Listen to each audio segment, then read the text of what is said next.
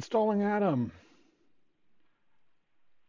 The URL that we're going to is atom.io, and we bring up a screen for the text editor, and we're going to click on the download link. That's going to download a .exe, which will, when run, do the installation.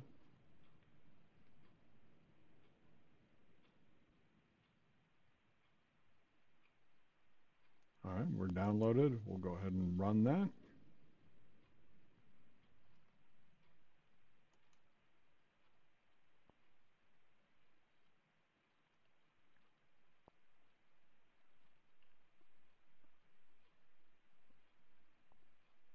The Atom install has now begun. You'll notice down in the taskbar we've got a picture of looks like a molecule in a green circle here, and that's the Atom editor. And it will continue to grow in terms of shading until the installation is complete. And once the installation is complete, Atom, the editor itself, will launch, so it'll become an active application. And I will pause the recording now and pick up once that's happened.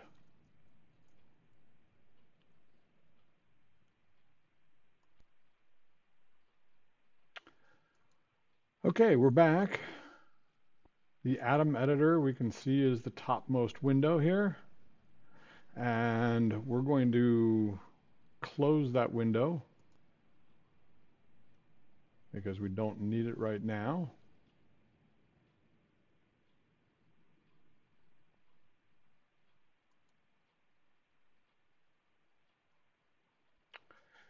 And notice that there is a shortcut on the desktop so that I can double click on this if I want to bring up Atom. Back in our original browser window, we're going to go back from atom.io to the GitHub page so that we can click on Git for Windows. All right, so Git for Windows, again, we need to do a download. And once the download's complete, we'll run that installer.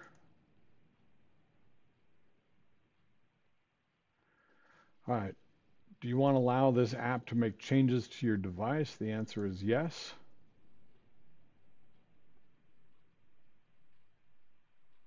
And now we go through the screens. I know this is going to be really small, so I'll just describe. This is the license screen. We click on Next. This is selecting the default location. C program files Git is perfectly fine, so we'll click on Next. On the selected components, I always click on additional icons on the desktop so that I can see Git and make it available on the desktop, and then click Next. All right, a program shortcut in the Start menu called Git is perfectly fine, so we'll accept that default and click Next. Now this is the one where we're going to choose a default editor used by Git. Git, when you are putting information back up into a repository, needs the text editor to say what you're doing. You won't need that for this class, but it's one of the reasons why we installed the Atom editor. And so if you click on the drop down, you'll see use Atom as Git's default editor. We're going to select that and then click Next. If you did not install Atom, then you could have picked Notepad as the Git default editor, and that would be perfectly fine for our purposes. Click on Next. Adjusting the name of the initial branch in new repositories, we're going to let Git decide, which is the default. Adjusting your path environment, we're going to do the recommended Git from the command line and click Next. Use the OpenSSL library, we'll accept that default. Check out Windows style, we'll accept that default. Use min_tty, we'll accept that default. The default of fast forward on merges is not going to apply, we'll accept the default. And Git credential manager core, we'll accept the default. Enable file system caching is selected, and that's fine. All right, and we will not enable experimental support. and now the installation is proceeding. So in essence, we accepted all defaults except for the text editor. We explicitly selected the Atom text editor. If you don't select Atom, I would suggest selecting Notepad because Vim is a difficult editor to get used to and kind of above where we're at right now.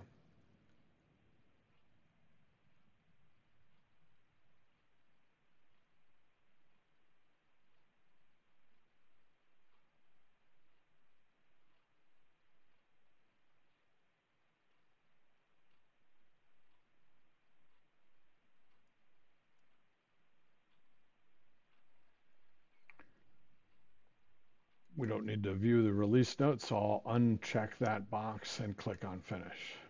Okay, 2 down, 1 to go. Let's go back in the browser window. So we get back to our repository, and we'll go to Anaconda for the Anaconda part of the install. Some of you may already have Anaconda, in which case it probably is a good idea to update your version of Anaconda. See me during office hours in order for me to walk you through that. It's a relatively simple process, but I typically use the command line window to do that, and so it's not worth diving into those weeds right now. All right, we'll click on download here. And on download, we get to take a look at the various installers that are available. We want the 64-bit graphical installer for Windows in this case. All right, and the download is starting. We don't need to do any buy now or those kinds of things. We can use Anaconda for free.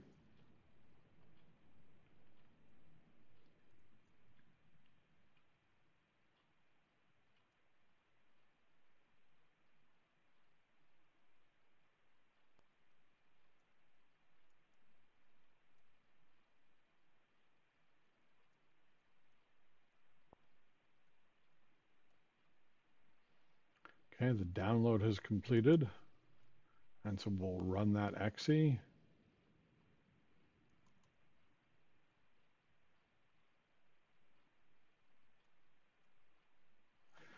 Okay, again, we're going to be walked through the installer steps.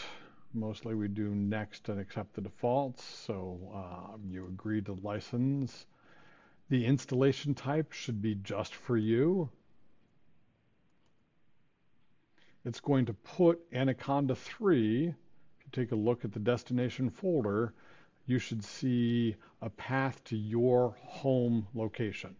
For me, the home location is Denison Admin, but yours would be whatever username you have on Windows. We're not going to add Anaconda 3 to my path environment variable because we'll run the installer or the graphical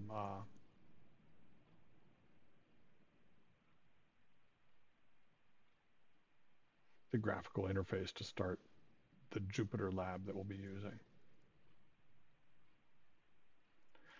All right, we're in the installation process. The last couple of steps in this green thermometer bar, setting up the package cache and the one that follows, take a little bit of time, and so I'm going to again pause the recording while that happens, and we'll come back after that's complete. Okay, we're back. So if you, whoops, I just lost my installation window. So we finally got all the way through and we're completed. We can click on next. This is an ad for PyCharm. And I am going to unclick the tutorial and getting started with Anaconda and simply click on finish.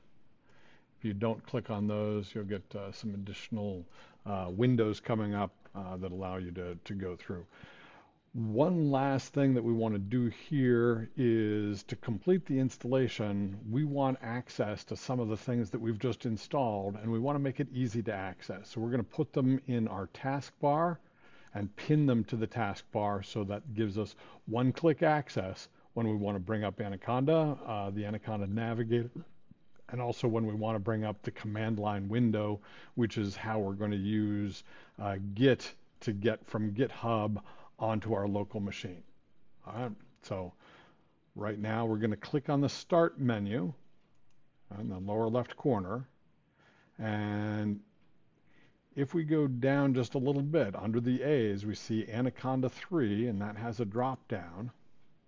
And we're going to see that we've got Anaconda Navigator and Anaconda Powershell Prompt, the very first two in that list.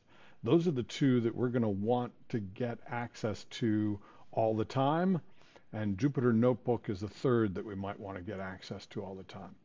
So if I right-click on this Anaconda Navigator, it's going to say pin to start, or my preference is more pin to taskbar, and that has just placed the Anaconda Navigator icon in the taskbar, one-click access.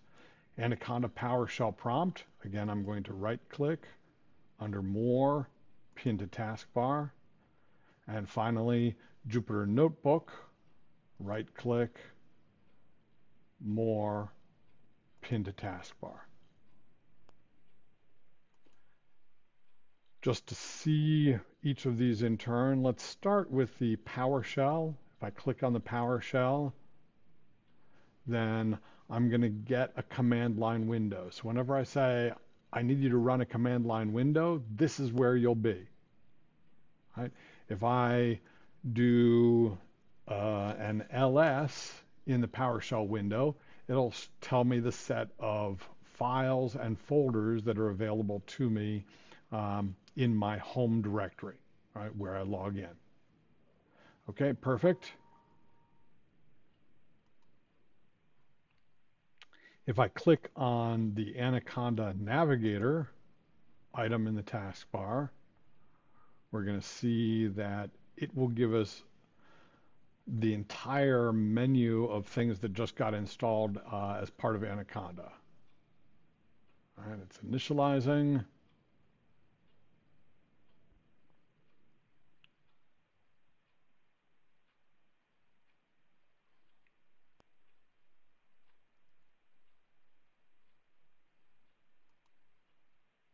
And we're going to see that we have access to, here's Jupyter Lab, the fourth one over for me, all right, and Jupyter Notebook, the fifth one over for me. Those are the ones that you're going to be using the most often. It actually has a PowerShell prompt in here and a command.exe prompt, although my preference is to use the Anaconda PowerShell that shows up that we just put in the taskbar. Okay, we will close that out and accept that, yes, we want to quit Anaconda Navigator. And if I click on the Jupyter Notebook that I pinned, we'll see that it actually starts up a command line window, asks me which browser I want to use. Our Jupyter Notebooks all happen within a browser. We want Google Chrome. I click OK.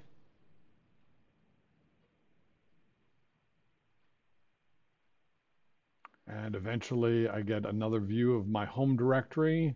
And here's my desktop, my documents, my downloads, and so forth. I can use this to get to the notebooks that we'll be working with. Okay, that takes care of installation.